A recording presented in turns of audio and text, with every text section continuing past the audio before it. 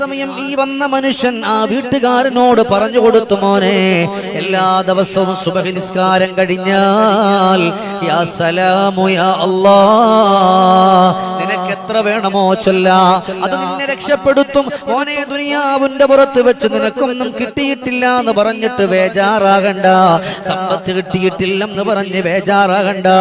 ഈ ഒരൊറ്റ ദിക്ർ കൊണ്ട് നാളെ മഹ്ശറയില് സിറാത്തും മുസ്തഖീമില് അല്ലാഹുവിന്റെ അടുക്കലും നിനക്ക് വിജയിക്കാൻ പറ്റും.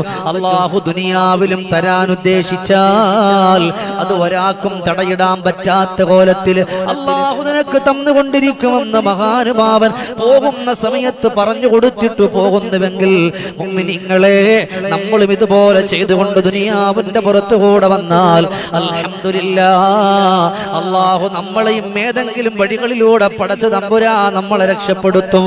അതേതെങ്കിലും ഒരാളിലൂടെ അല്ലാഹു നമ്മളെ രക്ഷപ്പെടുത്തും.